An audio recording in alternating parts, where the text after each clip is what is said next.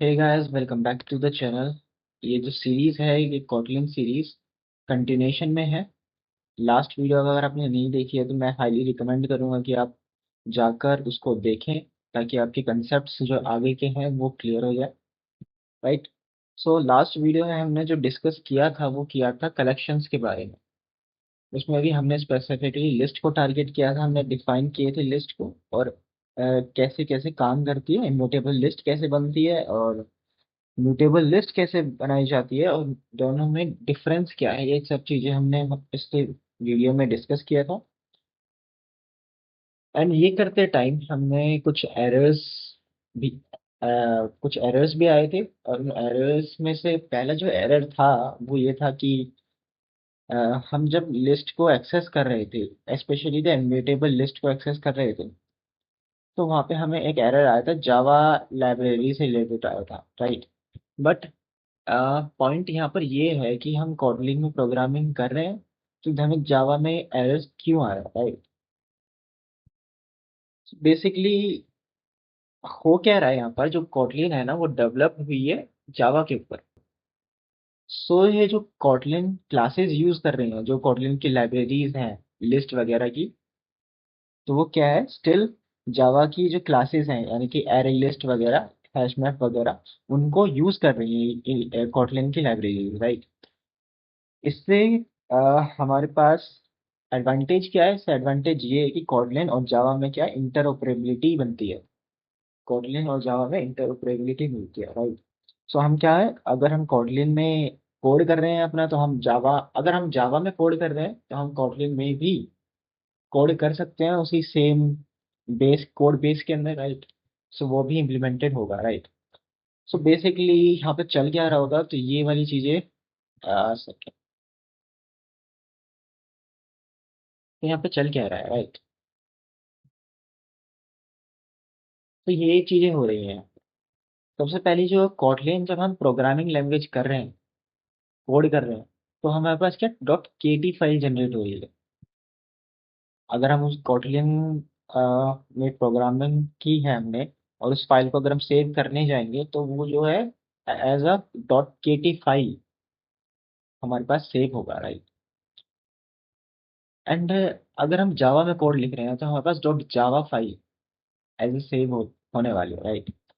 तो कोटलिन के लिए एक अलग कंपाइलर है जो कि क्या स्पेसिफिकली कोटलिन के लिए ही डिजाइन है, कोटलिन प्रोग्रामिंग लैंग्वेज के लिए, जो कि कोटलिन प्रोग्रामिंग लैंग्वेज को समझेगा। वहां से आपका जो भी कोड है वो क्या करेगा, कंपाइल करके डॉट क्लास बनाएगा, डॉट क्लास नाम की एक फाइल बनाएगा। राइट। जिसमें सारी की सारी आपकी क्लासेस होंगी। अच्छा, मेन चीज यहाँ पर ये है कि कोटलिन और जावा दोनों ही क्या है, ऑब्जेक्ट ओरिएंटेड है। तो दोनों में क्या बनेगी, आपकी एक क्लास बनेगी एट द एंड। राइट। क्योंकि बेसिकली ऑब्जेक्ट ओरिएंटेड है। अगर आपको ये चीज समझ नहीं आ रही कि ऑब्जेक्ट ओरिएंटेड क्या है, तो हम देखेंगे जब हम क्लासेस पढ़ रहे होंगे तो हम ये चीज अगेन डिस्कस करेंगे ताकि आपको क्लैरिटी आए इस बारे में। राइट। तो यहाँ पर हो क्या रहा है, कॉटलिन में हमने प्रोग्रामिंग की और वो कॉटलिन में हमने प्रोग्रामिंग की, वहां से क्या है डॉट के टी फाइल हमें मिलेगी। जावा में हमने प्रोग्रामिंग की, वहाँ पे क्या है, हमें सेव किया तो डॉट जावा के नाम से एक फाइल सेव हुई। तो कोटलिन को चलाने के लिए इसका एक अंडरस्टैंडेबल, बेसिकली क्या है ये आप ऐसे समझ सकते हैं कि कोटलिन कंपाइलर क्या है, कोटलिन लैंग्वेज को अंडरस्टैंड करता है। राइट। कोटलिन लैंग्वेज को अंडरस्टैंड करता है। सो हर एक लैंग्वेज का अलग एक कंपाइलर होता है। सो कोटलिन का भी एक कोटलिन कंपाइलर है जो कि कोटलिन प्रोग्रामिंग को समझेगा। Right. And next is Java. तो जावा का भी एक सेपरेट जावा कंपाइलर है जो कि जावा प्रोग्रामिंग को समझेगा। और ये होगा क्या, इन कंपाइलर की मदद से क्या करेंगे ये, इनमें डॉट क्लासेस फाइल जनरेट होने वाली है। Basically dot class file generate होने वाली है। उसमें क्या होगा, उसमें क्या होगा, ऑब्जेक्ट्स रहेंगे हमारे क्या, हमारे क्लासेस के, सॉरी, हमारे ऑब्जेक्ट्स रहेंगे जो कि इन्वॉल्व हैं प्रोग्रामिंग लैंग्वेजेस में। right? तो ये डॉट क्लास क्या है, आप इसको ऐसे समझ सकते हैं कि ये क्या है, बाइट कोड है। Sorry for the bad handwriting, but या, तो ये क्या है, बाइट कोड है। बाइट कोड मतलब बाइट्स में है ये। डॉट क्लासेस में जो फाइल्स में जो भी चीज़ आए होंगी वो किस फॉर्म में होंगी, बाइट में होंगी। और ये जब क्या होता है, ये जेवीएम पे चलता है। जेवीएम क्या है हमारा, जावा वर्चुअल मशीन। सो ये जो क्लासेस हमें मिली हैं, ये क्या करेंगी, जेवीएम पे मिलेगी और जेवीएम पे चलेंगे।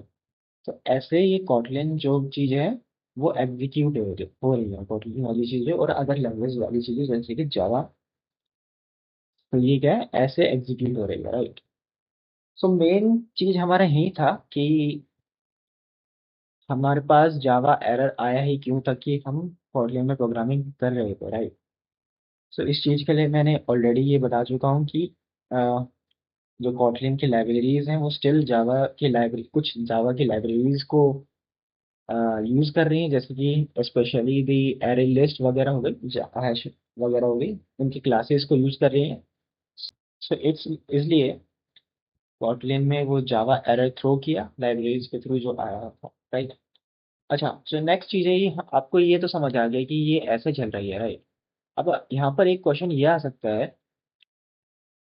कि ये जावा वर्चुअल मशीन है, ये होती क्या है, right. Java virtual machine exactly है क्या, और ये एग्जिस्ट भी क्यों करती है, राइट। तो जावा वर्चुअल मशीन क्या है।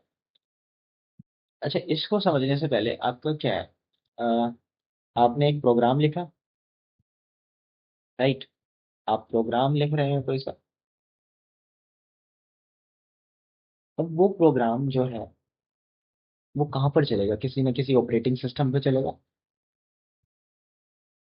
राइट। लेट सपोज आप कुछ डिजाइन कर रहे हैं, सो आपने एक प्रोग्राम लिखा, वो आपके सिस्टम के ऑपरेटिंग सिस्टम पे चल गया, राइट। जो भी आपके पास सिस्टम है उसके ऑपरेटिंग सिस्टम पे वो चला, क्योंकि उसमें ही आपने कोड वगैरह किया, सो उस पर चलना ही है, राइट। उस पर चलेगा ही। बट यहाँ पे मेन प्रॉब्लम ये आती है कि आपने कोड तो कर लिया, राइट। अगर आप इसको शेयर करना चाहते हैं तो शेयर करेंगे कैसे, शेयर करेंगे कैसे, राइट। अगर आप शेयर कर भी रहे हैं, तो ये पॉसिबिलिटी भी होनी चाहिए कि ये जो प्रोग्राम जो आपने लिखा है वो क्या हो, मल्टीपल,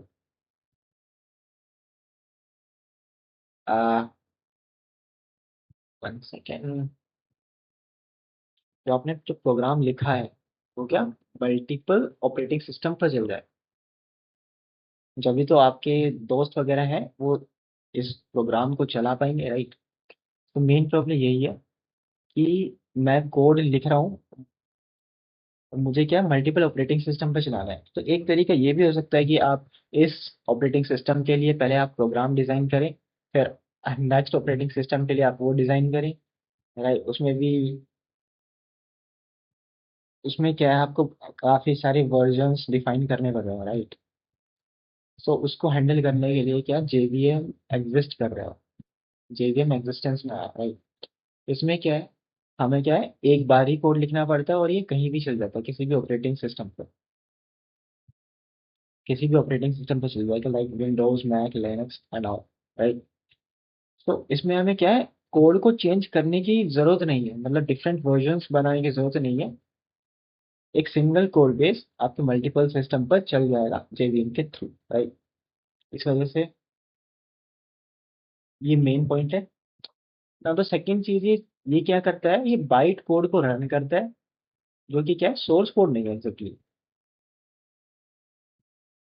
तो यहाँ पर ये डॉट क्लास आई, ये क्या है, बाइट कोड है, जो कि क्या है, मशीन कोड में कन्वर्ट नहीं हुआ है। मशीन, अच्छा, आपको काफी सारी प्रॉब्लम्स आ रही होगी यहाँ पे कि अंडरस्टैंडेबल में, अंडरस्टैंड करने में, राइट। लाइक बाइट कोड क्या होता है एंड मशीन कोड क्या होता है, ये सब चीजें, right? तो यहाँ पर क्या है, आपने कुछ प्रोग्राम लिखा, लेट सपोज फन लिखा, राइट। मेन लिखा, मेन लिखने के बाद आपने क्या करा, यहाँ पे एक प्रिंट, एक सिंपल सा प्रोग्राम है, यहाँ पे हमने प्रिंट एलन कर दिया, राइट। आपने यहाँ पे प्रिंट एलन कर दिया, सिंपल से ये प्रोग्राम। लेट सपोज आपने कोई लाइब्रेरी यहाँ पे यूज कर ली, let suppose math library use कर ली, यहाँ पर। और यहाँ पे एक मैथ लाइब्रेरी का function, let suppose two into two raise two की पावर, लेट सपोज टू की पावर टू, यानी कि जिसका रिजल्ट आना चाहिए आपका फोर, राइट, वो आपने यूज करी। सो यहाँ पे क्या कर रहा है ये कॉटलिन कंपाइलर, क्या करेगा, सबसे पहली बात तो ये कॉटलिन कंपाइलर देखेगा कि स्टैटिकली देखेगा कि इसमें कोई एरर वगैरह तो नहीं है। अगर एरर है तो हमें बता देगा भाई इसमें ये एरर है, लाइक सिंटैक्स एरर हो गया एंड मैनी मोर एरर्स। सो वो एरर हमें बता देगा। डायनेमिक एरर आएगा, डायनेमिक के एरर क्या है कि आपके रन करने के बाद कोई सा एरर आ रहा है, यानी कि सिंटैक्स वगैरह सब प्रॉपर है, बट रन करने के बाद कोई एरर आ रहा है, लाइक डिवाइडिंग बाई जीरो और समथिंग, लाइक वो क्या हो गया, आपका डायनेमिक एरर हो गया। सो कम कॉटलिन कंपाइलर इन सब चीज़ों का ध्यान रखेगा, राइट। और ये क्या करेगा कॉटलिन कंपाइलर, इन, जैसे कि आपने ये लाइब्रेरी यूज की थी, इस लाइब्रेरी में जो भी आपका फंक्शन यूज हो रहा है उस फंक्शन को एज अ कोड में यहाँ पे कन्वर्ट करेगा, और जो मेन फंक्शन है उसको भी यहाँ रखेगा, और सारे के सारे जो कोड आया आपके पास पूरा का पूरा, उसे क्या करेगा, डॉट क्लास जनरेट करेगा, डॉट क्लास फाइल एक जनरेट करेगा, राइट। और ये जो डॉट क्लास फाइल है ये क्या होगा आपका, यही बाइट कोड होगा बेसिकली, यही बाइट कोड होगा। अब मशीन कोड क्या है, अच्छा ये जो कोड है ये मशीन अभी समझ नहीं सकती है, जिस ऑपरेटिंग सिस्टम पे आप काम कर रहे हैं, जिस सिस्टम पे आप काम कर रहे हैं, specially the physical thing, physical machine, so वो क्या है, वो इसको समझ नहीं पाएगी, राइट। सो उसके लिए हमें उसको अंडरस्टैंडेबल बनाना पड़ेगा ताकि वो समझ पाए और रन हो पाए उस मशीन पर, राइट। सो ये काम कौन करता है, जेवीएम करता है। जेवीएम बाइट कोड लेगा और उसे क्या मशीन कोड में कन्वर्ट कर देगा, और ये मशीन कोड रन हो जाएगी ऑपरेटिंग सिस्टम पे, right. Machine code, sorry for the bad hand writing again. अच्छा, वन मोर थिंग जो आपको ध्यान रखनी चाहिए एज अ गुड डेवलपर की, जो बाइट कोड होती है वो पोर्टेबल होता है, पोर्टेबल होता है, राइट। और किसी भी जेवीएम पे चल जाएगा। तो तीसरी चीज जो यहाँ पर आती है वो प्लेटफॉर्म इंडिपेंडेंट लेयर है। ये होता है क्या है, जेवीएम जो है वो वर्चुअल मशीन की तरह एक्ट करता है between your program and the real hardware. तो हार्डवेयर और प्रोग्राम के बीच में एज जेवीएम वर्चुअल मशीन की तरह काम कर रहा है, जो कि हमने यहाँ पर देखा भी, राइट। और चौथी चीज है सिक्योरिटी प्रोवाइड करता है। तो सिक्योरिटी ये कैसे प्रोवाइड कर रहा होगा, सपोज कीजिए आपने प्रोग्राम तो लिख लिया और ये मल्टीपल कोड ऑपरेटिंग सिस्टम पर चल गया। अब है क्या, किसी ने इसी बात का फायदा उठाया, right? उसने क्या करा, एक बग डाल दिया जो कि आपके सिस्टम को क्रैश कर देगा और जो डेटा है वो लीक कर देगा, एक बग, राइट, इसमें डाल दिया, और वो किसी भी तरह आपके पास पहुंच गया। अब होगा क्या, आप उसे रन करेंगे और रन करने के बाद आपकी फाइलें जो होगी वो इजीली उस पर ट्रांसफर हो सकेगी, या फिर बग आ जाएगा तो उसमें क्रैश हो जाएगी। सो इसी चीज को रोकने के लिए जेवीएम क्या करता है, जेवीएम जो कोड है उसको सैंडबॉक्स में रन करता है। सैंडबॉक्स क्या है, कुछ सिंपल वे में अगर मैं कहूँ, लेट्स सपोज आप बॉक्स की तरह मानिए, जो कि एक्ट कर रहा है आपके बीच के हार्डवेयर और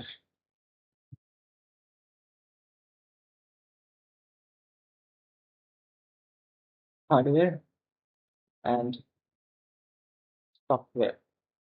अब है क्या, जो भी आपका जेवीएम क्या करेगा, उस कोड को एक सैंडबॉक्स में करेगा, यानी कि सैंडबॉक्स इसी बॉक्स को मान लीजिए, और यहाँ पे क्या है, आपका कोड रन हो रहा है, जो कि ये क्या है, आपकी जो फाइल्स हैं हार्डवेयर, और हार्डवेयर सपोज कर लीजिए या सॉफ्टवेयर सपोज कर लीजिए, उसमें वो डायरेक्टली एक्सेसिबल नहीं है। सो ये क्या करेगा, ये सेफ एनवायरनमेंट प्रोवाइड कर रहा है। अगर बग हुआ तो ये क्या करेगा, ये इन्फॉर्म कर देगा या फिर परमिशन मांगेगा, क्योंकि ये डायरेक्टली लिंक है नहीं। इस वजह से क्या है, ये सिक्योरिटी प्रोवाइड कर पा रहे हैं। नेक्स्ट थिंग क्या है, ये परफॉर्मेंस इंप्रूव हो करता है विद जेआईटी। जेआईटी क्या है, जस्ट इन टाइम कंपाइलर है जो कि जेवीएम का पार्ट ही है। जेवीएम बाइट कोड को मशीन कोड में कन्वर्ट कर रहा होगा और इस while running the program, right. और इसको मोर स्मूदर बना रहा होगा जेआईटी। सपोर्ट करता है मल्टीपल लैंग्वेज, जावा पर ही लिमिटेड नहीं है, ये कॉटलिन, स्काला और ग्रूवी जैसे मल्टीपल प्रोग्रामिंग लैंग्वेज को भी सपोर्ट करता है, राइट। और one and most thing, right, rich ecosystem and tool. ये क्या है, एक huge collection of libraries and framework इसके साथ कोलैबोरेट हो सकते हैं, तो रिच इकोसिस्टम प्रोवाइड करता है और पावरफुल टूल भी प्रोवाइड करता है डिबग, प्रोफाइलिंग और मॉनिटरिंग के लिए। अच्छा, ये सब चीजें होने के बाद आप लास्ट थिंग इसमें ये पूछ सकते हैं कि जेवीएम में क्या है, जावा वर्चुअल मशीन इसकी फुल फॉर्म है, राइट। तो इसमें जे जो स्टैंड कर रहा है वो कर रहा है जावा के लिए। ऐसा क्यों, राइट, मतलब कॉटलिन का भी अपना कुछ क्यों नहीं है, राइट, और अदर लैंग्वेज का भी क्यों नहीं है, और ये चीजें क्या है। तो इसका आंसर ये है कि जब जावा डेवलप हुई थी, यानी कि एक नई प्रोग्रामिंग लैंग्वेज आई थी, तो जेवीएम को जो था, जेवीएम को क्या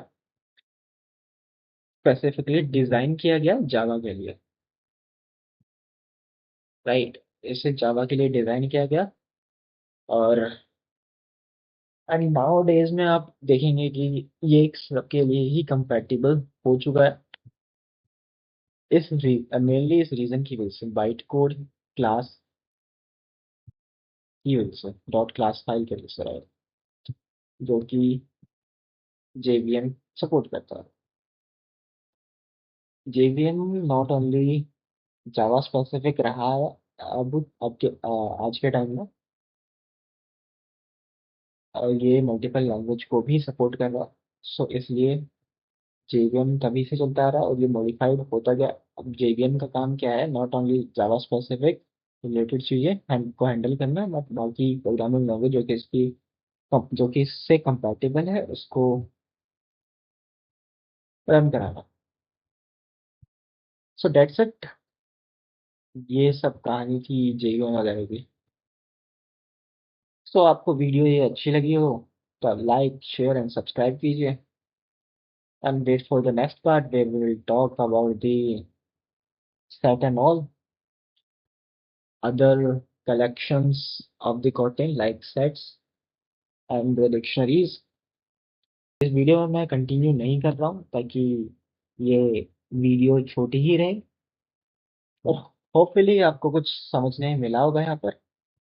सो टिल देन कीप लर्निंग।